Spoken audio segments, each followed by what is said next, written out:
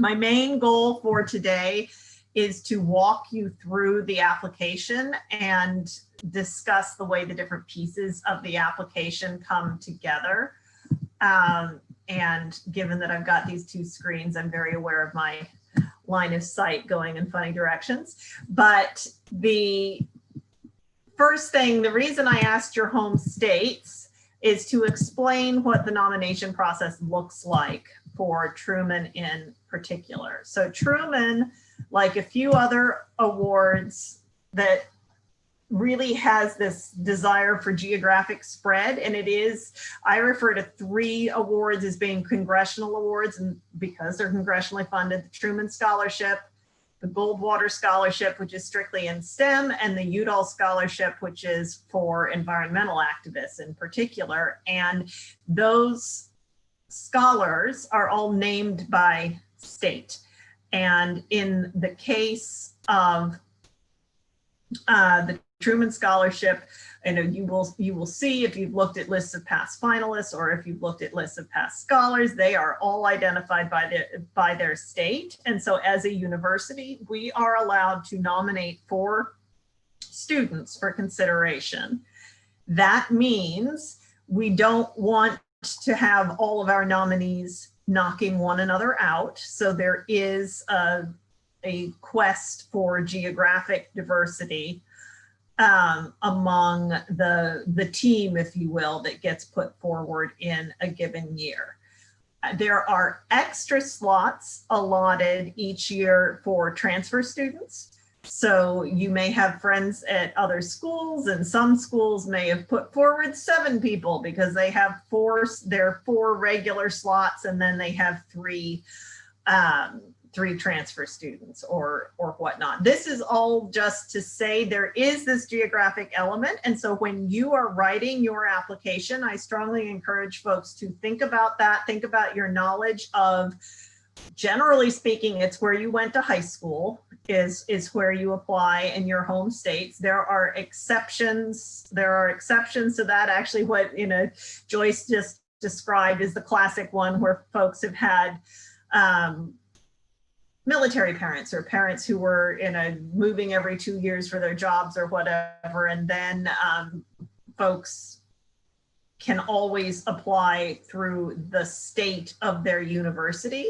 But for the overwhelming majority of applicants, they are going to apply as representatives of where they grew up, not where they're going to college. And you will see that as we move through the application, because unlike most things you apply for once you get to college, they're actually asking for information from your high school experience as well. So you will see when you're in these first sort of resume questions, they are asking about the secondary school from which you graduated, and they're asking for your high school activities, not just your college activities. There is a distinction that this sometimes causes confusion, that people think high school letters are a good idea. I am very happy to receive high school letters as part of the campus nomination process, because if you are nominated, those high school teachers can offer wonderful information that can be built into the institutional letter of endorsement about who you are, how you've developed, how you came to Northwestern, etc. Those will not be suitable letters for one of the 3 formal letters that goes in at the national level. And I'll get into a bit more detail as to why that is the case as we move through the application. And it starts really here. List your public service and community activities. And there is a distinction that's fairly critical here. Folks get worried historically, advisors worried about activities that took place for which students might have been paid. And Truman has been very clear in response that it is fine if you were paid to do something, so long as you were paid to do it in a sort of service and by service, I mean public service sector. So if you were working for a .org, a .gov, or a .edu, so that you were doing frontline community service work, public service work, if you were paid for it, that's okay. If what you were doing was for a .com or a .biz, they generally do not consider that to fit within these roles. So that has been Tara, who I mentioned before, the queen of Twitter, has been quite clear on that in the way she is describing it. And in fact, she also has put together sort of video talk-throughs that, again, the Truman website's wonderful and you can hear it from her directly. But that is the useful way to think about it. And here you'll see government activities. So most of the .gov would be here, but they're clear to disaggregate that from student government. So what you did you may have been president of your student council in high school, and that absolutely should go in a Truman application, but it will go in one of the other, in the earlier school activities. Click down. So as we move through these sections of activities, they reflect the arenas that come through later in the essays as well. So the Truman application as a whole can be subdivided into academics, leadership, and service. And you will see at number 7, this is where we launch in terms of a specific example of your leadership. And the really critical bit is the part that's in parentheses, that the person who writes your leadership letter needs to be able to confirm the experience. Now, this has been, is another source of stress that I hope I can diffuse up front. Typically, we would spend a lot of time, and this was one of the things I was very happy to talk to applicants about before they filed at the campus level, who could confirm an experience, because so many groups are student run and you really need someone who, to use a good German term, has some Lebenserfahrung, some life's experience, who can frame you among a broader swath of student leaders in their letter. So your friend who was president of the organization and only a year older than you probably isn't going to be a good source of that. That's the sort of person who, again, I am very happy to get an email from in support of your campus application, but would not be a good standalone letter at the national application level. So Tara and Truman is trying to be more lenient about what that confirmation means. So if you have someone who knows you and your leadership style, but was not at, let's say, this big, it's election day. So you ran a big voter registration drive. It was hugely successful. You really want to talk about that as your leadership experience, but you really didn't have anybody who was there with you on the day to see how successful you were, who could write a letter. If there was someone who was involved with that process, who knew about it, even if they weren't there on the day, that's fine. Moreover, Tara expanded it to say if it's someone who can at least document that what you are describing in this essay is consistent with your characteristics as that person is seeing you operate in other contexts, that's also okay.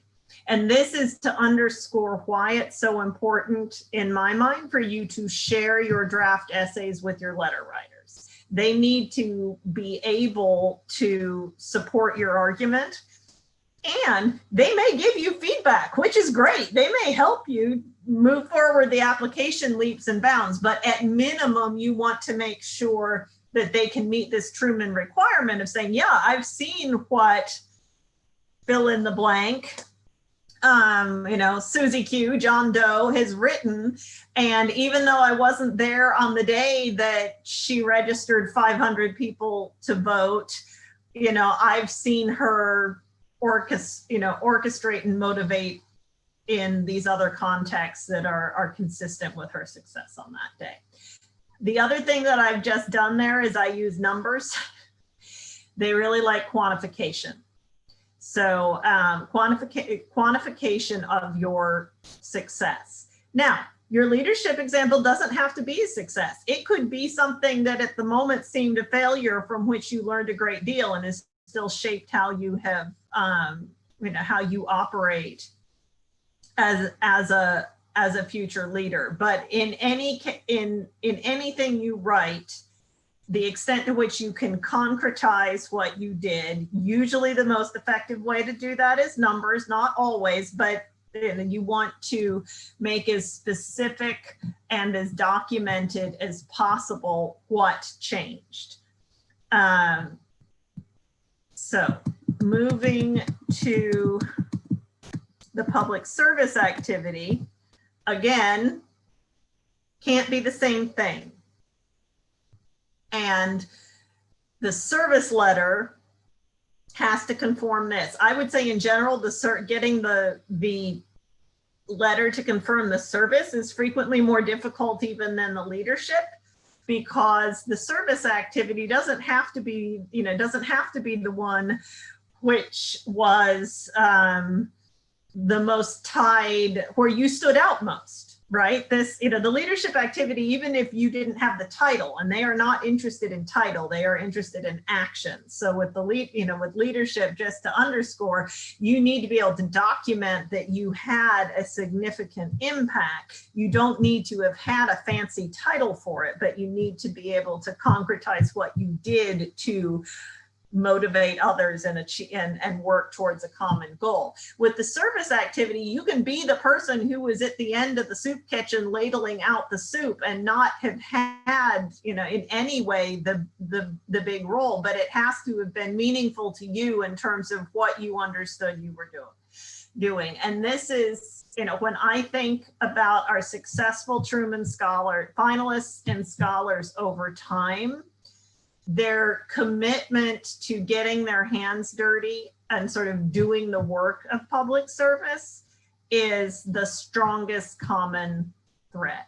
That it is in fact the thing that ties them together, and that to me is underscored by what they do in Truman Leadership Week when we are not in a COVID environment, when they can have it face to face. They start by going and doing public service activities in and around Kansas City, and that can be folding clothes at a Goodwill or soup kitchen, or just doing the unglamorous work of public service for which you may never get any consequential credit, but demonstrates the issues where you're willing to put in the time and the effort, and what the engagement is. And in this case, I think this is where you can explain the way in which you interact with those you serve in that context is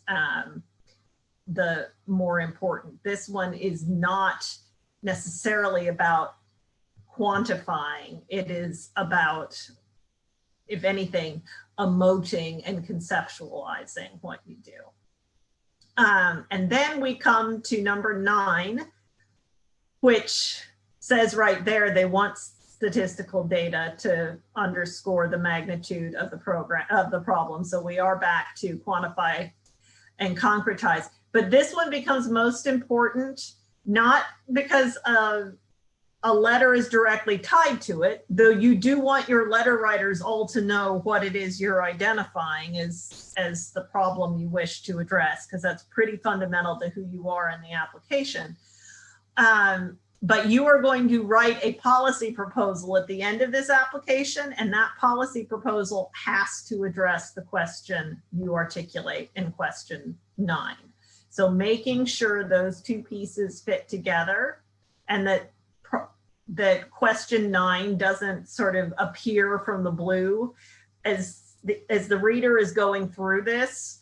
and looking at what you've done and what your contributions have been, it should not come as a shock to them what you consider to be what you want to do. Now, having a broad swath of engagements is great. So I'm not saying everything you put down has to be narrowly tied to this, not at all, but it should seem a natural outgrowth. It should have a relationship to the other things that you've written about. So now we're coming down to 10, and this is reflective of the sort of Truman priorities. Now we're at academics after we've looked at, after we've looked at the service, the leadership and the service, and the problem you want to address. And it's the 3 most significant courses you've taken in preparation for your career. And what I would advise you to think about is not having a narrow linear conception of what courses prepared you for your career. So let's say somebody wants to build more environmentally friendly bridges. They're a civil engineer. That does not mean that the courses they list are, well, I took metal structures 101, and then I took concrete tensiles 102, because those are the things that are going to allow me to do it.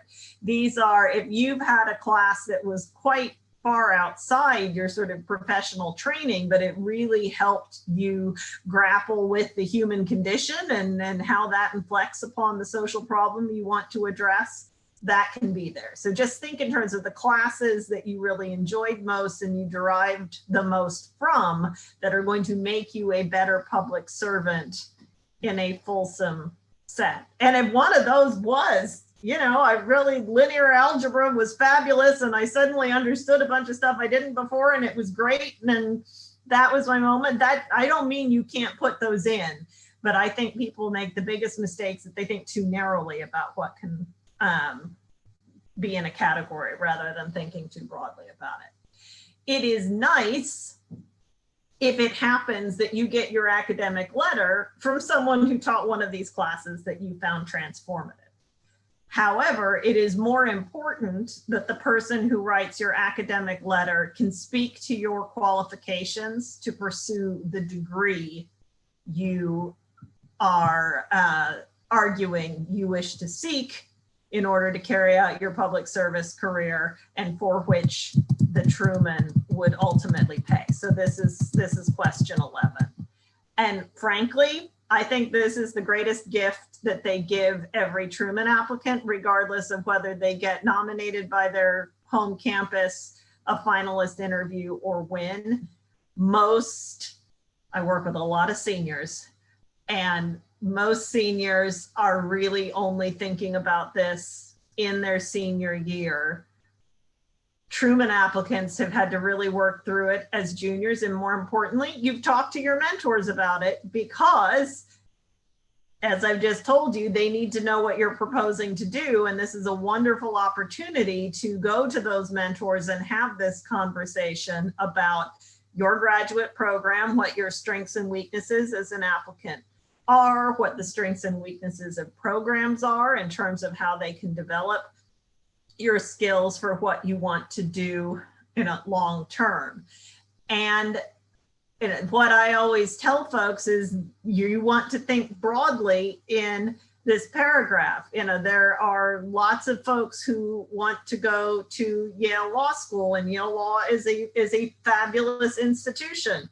And you can write about why Yale Law is great, but you should also write about somewhere else that has a higher probability of success, that you could also get the legal training that you want in order to do whatever it is. And the same is true if you want to be a physician, if you want to be a PhD, if you want to be the most common thing for Trumans is frankly public policy degrees. And, maybe it used to be called the Wilson School, whatever Princeton renames it is perfect. Maybe Harvard's Kennedy School is perfect, but maybe you'd also be fine if you went to your flagship state university's public policy program because you're demonstrating what it is about that curriculum that's going to give you a toolkit to go back and solve that problem you articulated on the previous page. And that's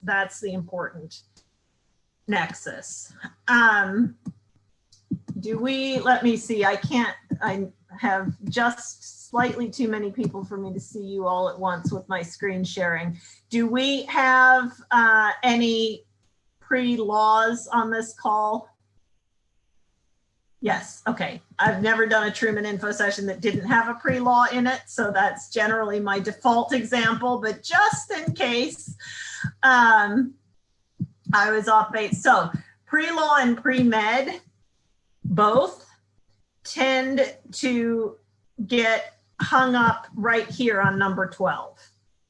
Which is, what do you hope to do and what position do you hope to have immediately upon completing your graduate studies? Because if you're a doctor, you're going to get a residency and you're going to have a little bit, you're going to have some choice on that. And so, the pre-meds who apply for this, we're going to have a chat about what specialty you actually think you want to pursue. If you are a lawyer, it's going to vary by what you want to do. And so a common rub is people are like, well, then I want to clerk. So I want to clerk at the federal level. And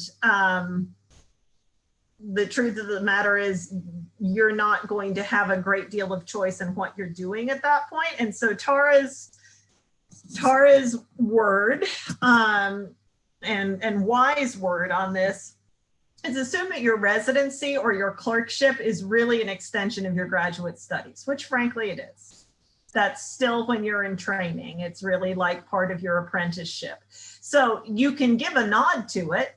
I would like to do a residency in oncology. I would like to ideally clerk at the federal level, but then you want to move quickly to the point at which you would have autonomy in choosing what you wanted to do, in what you wanted to do. The point at which, to use common parlance, you'd get a real job where you were having the capacity to make some choices. And so that gets really rough for the lawyers.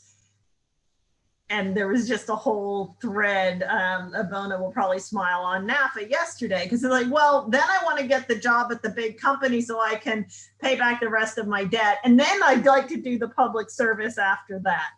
That one's not, this is about your commitment to public service and your willingness to tolerate the higher level of debt and the lower level of income. So it's really hard if you are envisioning that particular trajectory to make a strong Truman argument. You can want to eventually spend some years raking it in as a high-priced corporate lawyer, but you'd better think about doing that after you do your years of Truman service, which, by the way, if you're a Truman Scholar and you've done really wonderful things in your public service career, your ability to move over into the corporate arena is probably going to be just fine. But thinking in terms of your commitment, prioritizing your public service will be important. And there's, again, this is all stuff you can dig around on the Truman site to read more about how they frame that service requirement. Because the nice thing is they actually defer, like you do not have to go directly into graduate school. Most people, when they start this process, think that's what they want to do. And many do in fact do that, but Truman at Leadership Week generally spends the whole time giving you all of the arguments for why you might not want to go directly to your graduate program, and they are absolutely fine deferring you while you do other things. When we're getting into the meat of it is that 5 to 7 years, the 5 to 7 years later, right? So by this point, this is where the ambition comes in, but productive ambition. So this is the point at which you should have had enough training. You should have done enough, worked your way up the ladder enough that you really could start making a significant imprint on that question you've identified, and they want to have a sense of how your career is going to do that. So it's important, you know, the folks actually who tend to have issues with this one is more folks who are really interested in education policy and are really committed to classroom teaching at some point, right? Because it's like classroom teaching is important, but then you need to frame how you're going to exercise leadership from the classroom perspective, which I would argue is possible. And in fact, one of our Truman Scholars is a classroom teacher, and I would argue a very successful leader, you know, as well. There's nothing that can't be done. It all has to be carefully argued, however, within your particular response to that problem that you identified, and how you imagine yourself chipping away at it at the various stages of your career. 14, when you do it in the electronic application, they make it look as if it's optional. It's not. This is your personal statement, right? This is your chance to tell them whatever they are not learning from the rest of your application. And so you want to write it last. So, you know, the best advice I can give anyone working on any application is to assemble a library of anecdotes of the sort of meaningful moments in your life. And then you're going to think about which of those is from a public service activity and which is a leadership example and so forth, which of them are tied to your various courses. You want to think about what facets of you they haven't gotten to know, and then this is your chance to put that on the table for them. If you're a nominee, I will also ask you for an autobiography, and we'll spend time getting to know one another, and I will do my best to fill in any additional holes in the campus endorsement process. But this is your first option, your first chance, and it's your chance to put it directly in your own language to the readers of the application.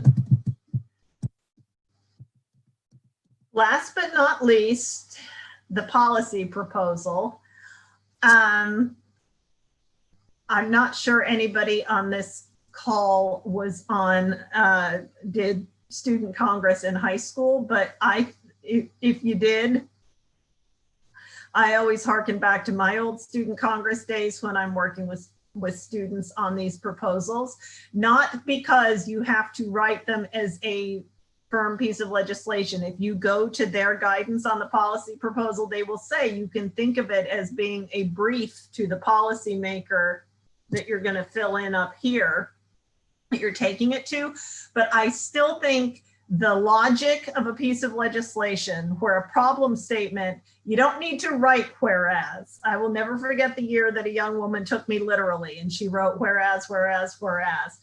Just have it implicitly in your head for the argumentation. The problem statement, anything you write should be able to have the whereas in front of it. And with the solution, with the proposed solution, it should be able to have a therefore in front of it. Because sometimes what happens is people muddle it, and your biggest task is to make this easy for your reader, to make the logic as transparent and translucent as possible. So that is, you know, the mental trick I always suggest people have.